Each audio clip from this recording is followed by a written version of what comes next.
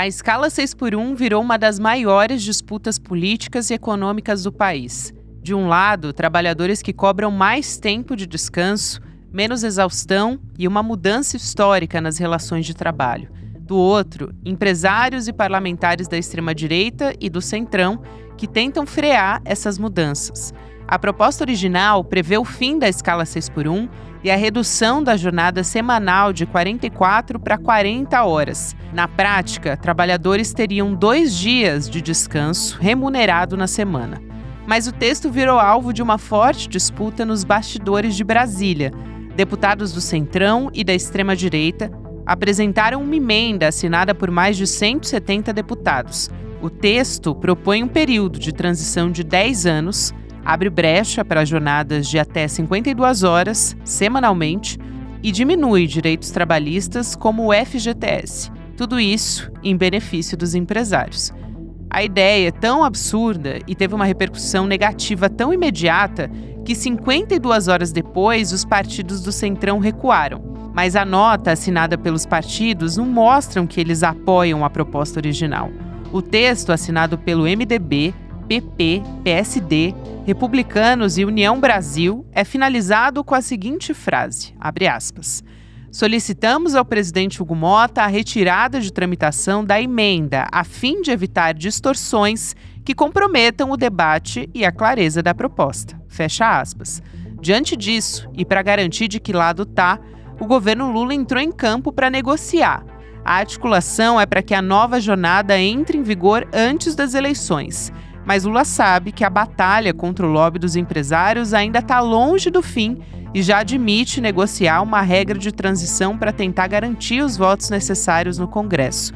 Se aprovada, o fim da escala 6 por 1 será um respiro, tanto para os trabalhadores quanto para o próprio presidente. Segunda-feira, 25 de maio de 2026.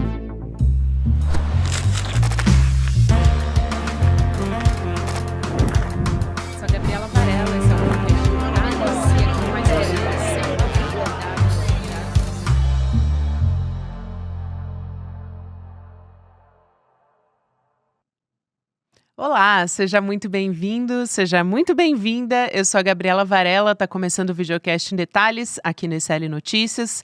De segunda a sexta-feira, a gente analisa uma temática, uma notícia importante do momento.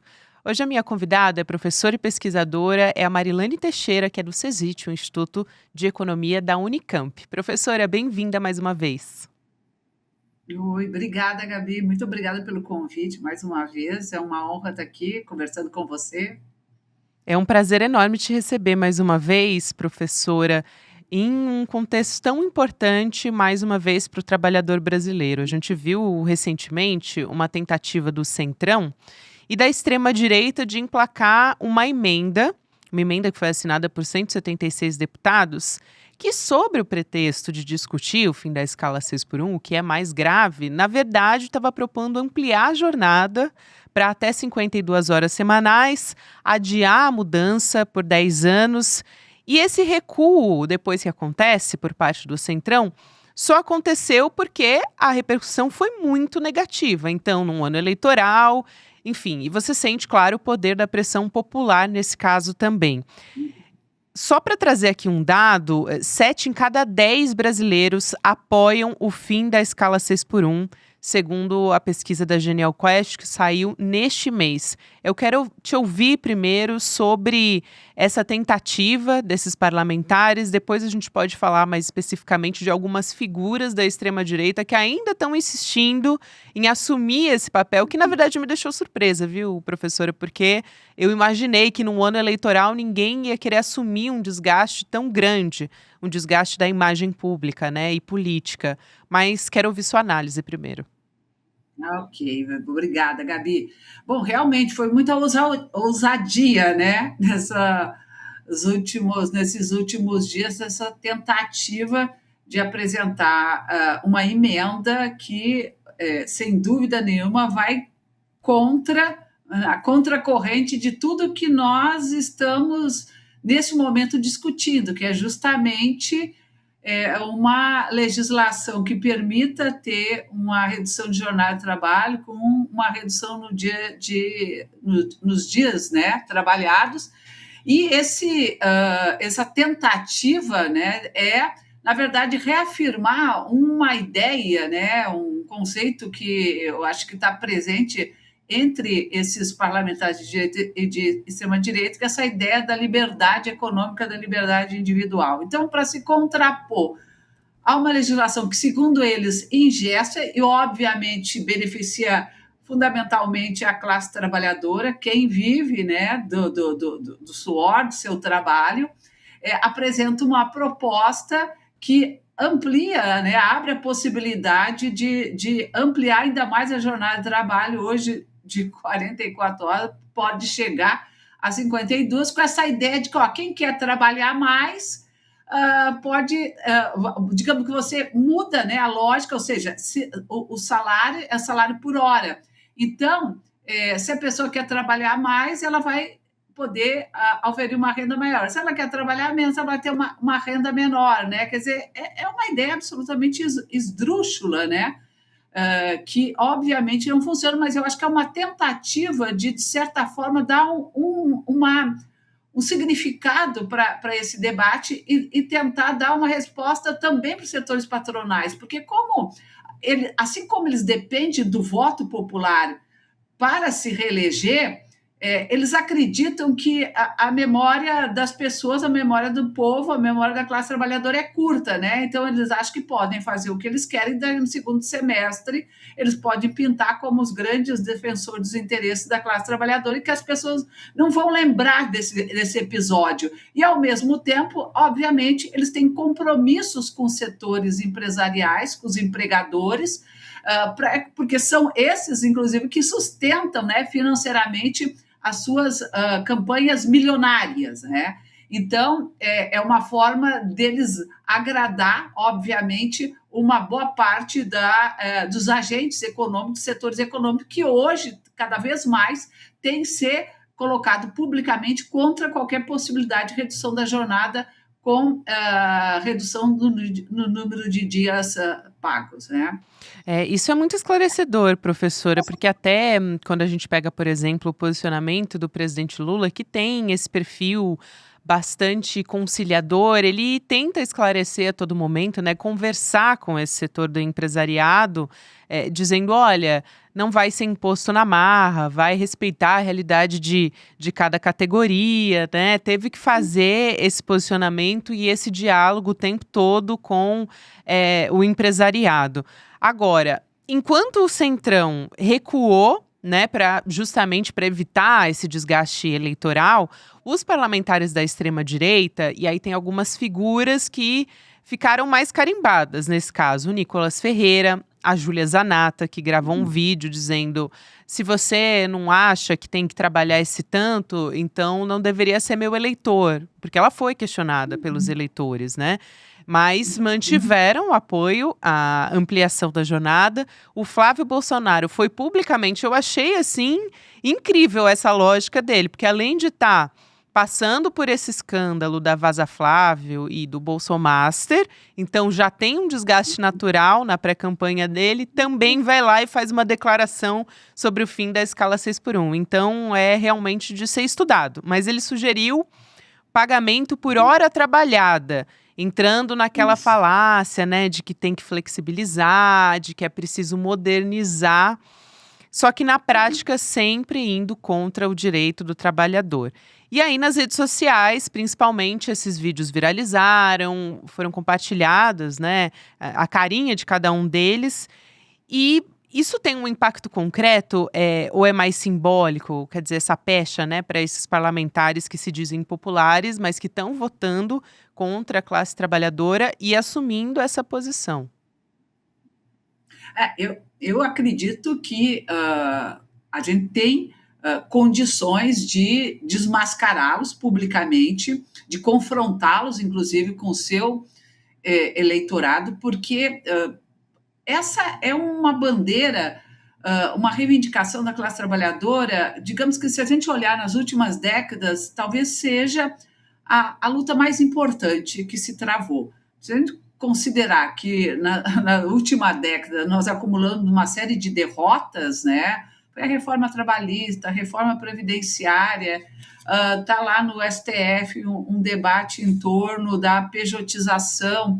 Então, todo o tema do salário mínimo, né? A gente tem travado uma luta importante de manutenção da política de valorização do salário mínimo, mas ainda reconhecemos que tem muito ainda a ser feito. Então, pela primeira vez, ao longo de muitos anos, você tem, de fato, uma bandeira de luta em que ela é expressão do interesse do conjunto da sociedade, e não só da classe trabalhadora, aqueles que vivem de salário mínimo, mas quando você tem 70% da sociedade que está se manifestando positivamente, quer dizer, isso tem uma adesão popular, tem um apelo popular muito grande.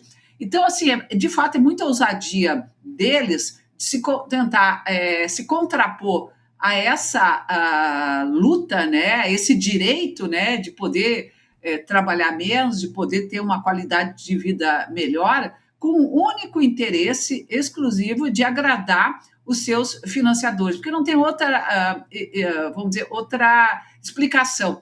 Porque eles mesmos, por exemplo, não têm que prestar conta para ninguém de como é que eles organizam a sua jornada de trabalho, que é um absurdo, porque eles foram eleitos, inclusive, com o voto popular, e eles estão lá sendo financiados pela população, pela sociedade, pela classe trabalhadora que paga impostos, né? Mas eles não se sentem, né, com compromisso de ter que, inclusive, prestar contas em relação a como realizam o seu trabalho, como é que distribui a sua jornada durante a semana. Então, é muita ousadia tentar, de alguma maneira, desqualificar e deslegitimar essa luta que é tão importante, tão necessária, que diz respeito à qualidade de vida das pessoas, né?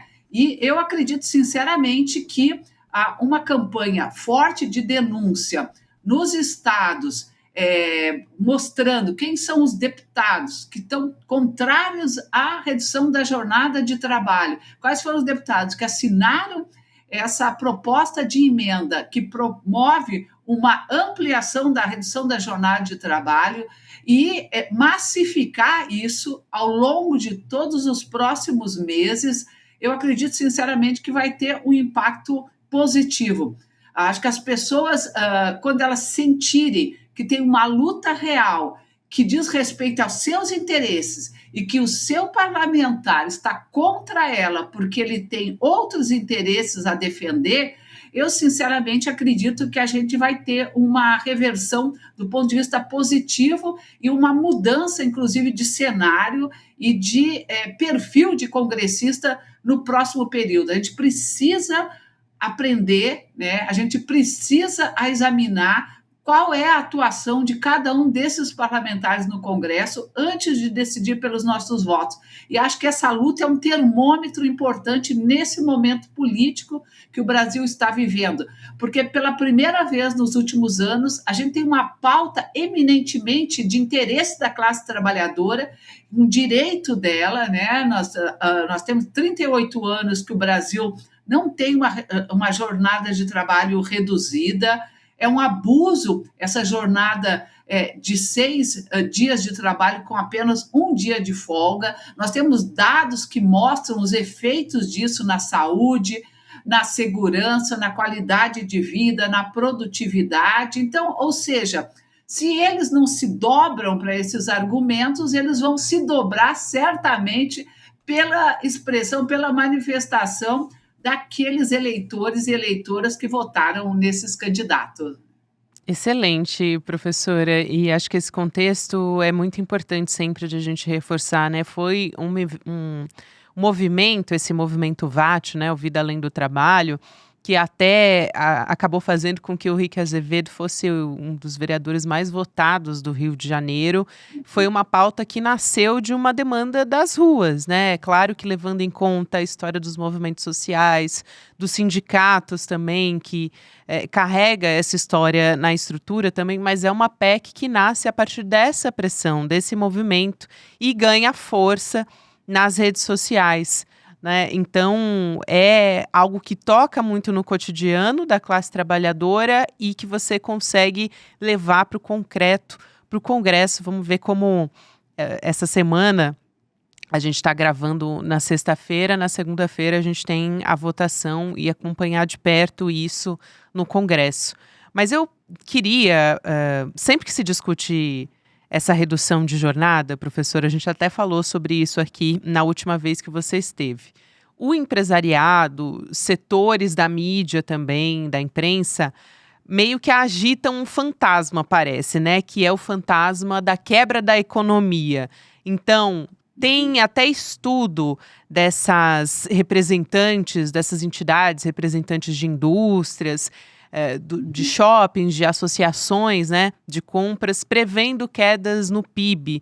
Estudo, por exemplo, de CNI, de FIEP, projetando o fim da escala 6x1, que o fim da escala 6x1 pode causar um impacto negativo no PIB, com estimativa, eles têm até estimativa de 0,7 a 3,7 no primeiro ano, falam de demissões em massa.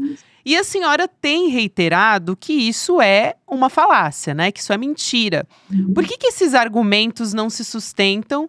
E aí eu quero pegar também uma redução concreta nossa, a gente costuma pegar dos outros países, e eu acho que isso é muito importante. Mas olhando aqui para a nossa própria experiência histórica, a gente teve uma redução de jornada de 48 para 44 horas na Constituição de 88 também, né? Exatamente. Então, vou começar, inclusive, por aí. Quando nós reduzimos a jornada de 48 para 44 horas, não teve nenhum estudo na época, nem posteriormente, que denunciasse os aspectos negativos da redução da jornada de trabalho naquele momento. Muito pelo contrário, todos os trabalhos que foram realizados posteriormente, eles justamente indicavam, mesmo aqueles que buscavam um argumento negativo, concluíram que, de fato, o que ocorreu foi uma melhora do ponto de vista da criação de empregos. No início dos anos 90, inclusive, tinha um grande debate do ponto de vista econômico, que era os ganhos de produtividade decorrentes aí das mudanças da reestruturação produtiva, da abertura econômica, etc., e os impactos dos ganhos de produtividade, inclusive no tema do trabalho. Era uma coisa que chamava muita atenção, tanto que no início da década de 90, tem estudos que mostram que os ganhos de produtividade chegaram em torno de 7%. Então, ou seja, não se produziu nenhuma evidência naquele momento em relação aos impactos negativos da jornada de trabalho. E não precisa se buscar nos estudos, a gente pode, inclusive, identificar isso, vivenciar isso na prática, na vida real, né? Eu desafio, por exemplo, alguém que diga que foi vítima de uma situação de desemprego, ou se foi para a informalidade decorrente, ou teve seu negócio encerrado, pediu falência por conta da redução da jornada de trabalho. Esse é um desafio que a gente pode lançar e, com certeza, não vai aparecer ninguém fazendo esse tipo de declaração. Então, só que agora, né, volta com força, porque nos últimos anos, os setores, os agentes econômicos, sempre que estão lidando com uma pauta que diz respeito ao trabalho, eles sempre voltam com a mesma ladainha de sempre, que é nós vamos ter queda no PIB, vamos aumentar o desemprego, vai cair a renda, vai ampliar, vai estimular a informalidade, vai comprometer a competitividade das empresas. Então, sempre foi para a discussão em relação ao salário mínimo, foi para a discussão, inclusive foi o pressuposto que eles apresentavam para implementar a reforma trabalhista. Eles diziam que se não tivesse reforma trabalhista ia ser o caos, e depois a gente percebeu, passada a reforma trabalhista, que nenhum desses pressupostos que eles anunciavam como sendo positivos com a reforma trabalhista ocorreu, e agora volta de novo com essa mesma ideia. É uma ideia a gente chama na economia de modelos de equilíbrio parcial. eles partem do pressuposto de que, se você reduzir um componente, né, um efeito, por exemplo, reduz 4 horas uma jornada semanal, de 44 para 40 horas semanais. O modelo, então, diz que, se reduziu 4 horas, vai reduzir em 4 horas a produção de um bem. Se reduziu em 4 horas, vai reduzir em 4 horas a renda do trabalho. E vai reduzir em 4 horas, então, a quantidade de bens ofertados. Ou seja, eles partem do pressuposto que todos os outros, vamos dizer, componentes se mantêm inalterado. Então, essa ideia de que os efeitos indiretos da redução da jornada de trabalho e os encadeamentos, né, mais amplos que ele gera na economia, justamente com melhoria da produtividade, capacidade de gerar emprego em setores mesmo intensivos em mão de obra, porque são setores, inclusive, que vão ser mais beneficiados quando você tem mais tempo livre de folga para o comércio, para o lazer, para a cultura, para o entretenimento, inclusive para viagens curtas. Então, isso pode ter um efeito positivo, inclusive do ponto de vista da geração de emprego, criação de renda, né? Ampliação de renda, ampliação de consumo.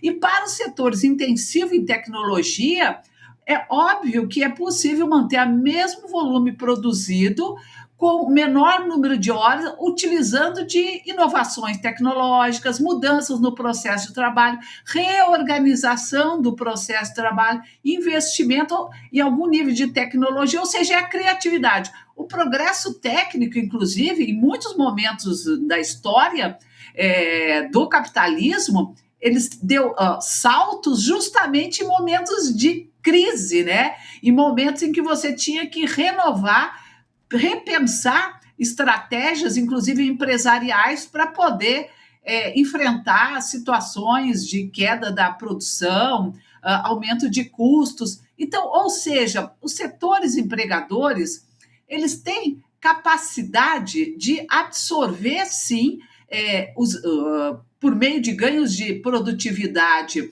uma redução no número de horas trabalhadas, e tudo isso que a gente está observando, seja da CNI, seja da CNTT, seja de pesquisadores, inclusive, que anunciam também que vai ser uma catástrofe, que a produção vai cair, tudo isso é uma forma de fazer terrorismo e de pressão para a sociedade, porque eles sabem muito bem que a primeira coisa, assim, que para as pessoas comum, para nós, para os cidadãos, para a classe trabalhadora, é a perda de emprego, né?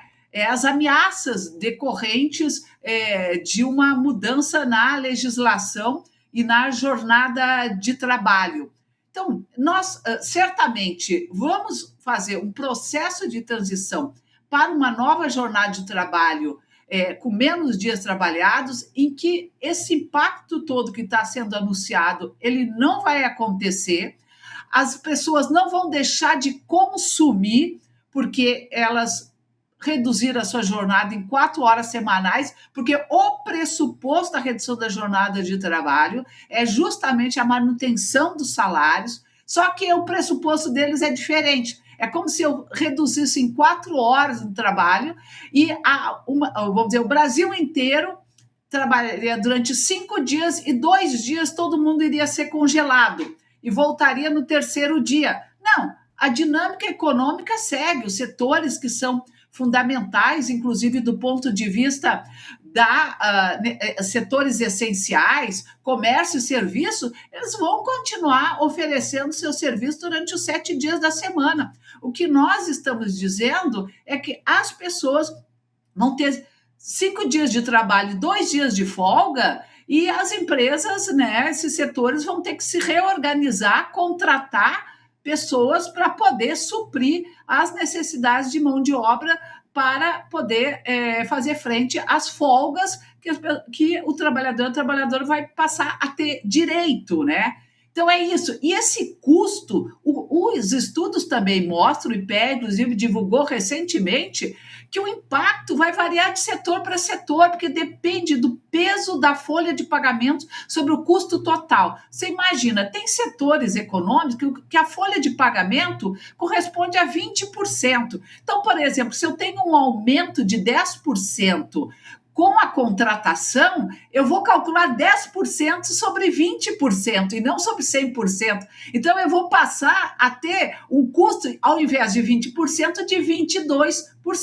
Se eu tenho um custo de 50% sobre o custo total, só com folha de pagamento, e eu aumentei em 20%, eu vou ter um aumento X, né, de 10%. Então, é 10 sobre 50%, Sim. que vai dar em torno de 60%. Então, esse cálculo que as empresas não gostam de mostrar, que elas escondem, para justamente promover esse terrorismo que está sendo feito hoje por meio e com apoio da grande mídia, né? Diga-se de passagem. Com certeza.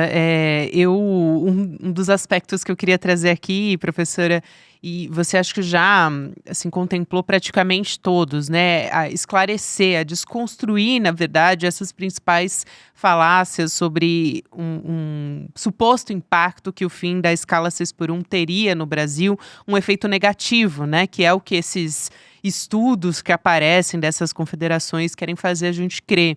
Por exemplo, de que a medida vai quebrar os pequenos negócios, e existe, claro, um argumento legítimo, né, sobre a dificuldade dos pequenos negócios em absorver os custos imediatos, mas isso está contemplado, né, tem proposta para isso, de uma transição diferente, enfim, incentivos específicos para micro e pequenas empresas, sem que isso precise desidratar a PEC, né, sem que você precise colocar um jabuti nessa PEC. Tem também que a redução da jornada vai gerar inflação e desemprego, que vai diminuir a produtividade no país, você também falou.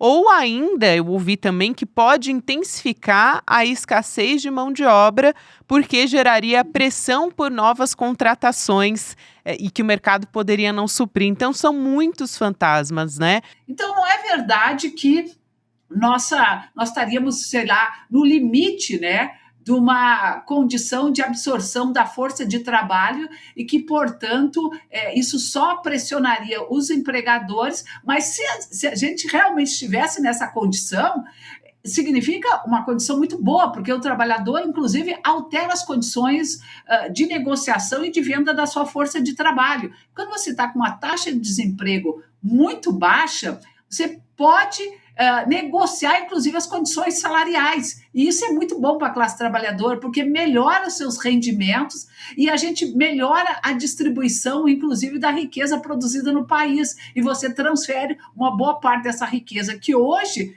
ela remunera o lucro e o juro para os salários. Então, eu diria que se a gente chegar a esse ponto, nós estaríamos promovendo uma sociedade, inclusive, com melhor nível de distribuição de renda e melhoraria, inclusive, as desigualdades. E aí, consequentemente, reduziria os afastamentos, né? A melhora da saúde mental. São muitas camadas, professora. Isso. Quero te agradecer aqui por vir mais uma vez ao Em Detalhes. É sempre um prazer, eu aprendo muito conversando contigo. Obrigada. Muito obrigada, Gabi. Até mais. E quero te convidar, você que está acompanhando aqui o Em Detalhes, a acompanhar junto com a gente, a vir aqui. Se você estiver se preparando, na verdade, para esse momento da aposentadoria, acompanhar a aula que a gente vai ter no dia 31 de maio, 8 horas da noite. Vamos ter uma aula aberta com o Eduardo Moreira, chamada Como Construir o Patrimônio Depois dos 50. Outro dia eu estava perguntando para o Chico Sá, para o Rodrigo Viana, se eles já estavam se preparando para construir esse patrimônio. Mas, na verdade, a gente também é público. Porque a gente também tem a esperança de se aposentar e de construir o patrimônio a partir de agora. Seria muito importante para todos nós. Então, essa é uma aula especial do Investidor Mestre, a formação de finanças e investimentos que foi criada pelo Edu. Então vale muito a pena participar. Vai em detalhesicl.com.br, faça a sua inscrição, a aula é gratuita e vale a pena. Eu também quero acompanhar, é uma oportunidade que a gente vai ter nesse dia 31 de maio para começar a investir com segurança e a preservar o que a gente já tem, mesmo que seja só um pouquinho, para todos nós. Continuamos aqui na nossa programação, agora tem Mercado e Investimentos, depois Rolê ICL, e você pode ouvir o ICL Notícias em qualquer momento do seu dia nas plataformas de áudio. Tem episódio novo de segunda a sexta-feira. Boa semana para você. Curiosidade do dia. Você sabia que mais da metade das pessoas da comunidade do ICL tem mais de 50 anos de idade? Pois é. E um dos pedidos que eu mais recebo é que eu deveria preparar uma aula para essas pessoas que têm mais de 50 anos de idade de educação financeira. De verdade, já são centenas de vezes que as pessoas me pediram isso.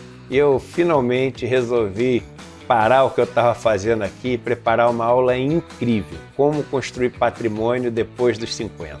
Ela vai acontecer dia 31 de maio às 8 horas da noite. Vocês vão achar muito bacana, que eu vou trazer várias coisas práticas, que aliás não precisa ter mais de 50 para aproveitar, todo mundo vai poder aproveitar. E no dia 31 vocês vão aprender muita coisa para colocar em prática. Um abraço e até lá!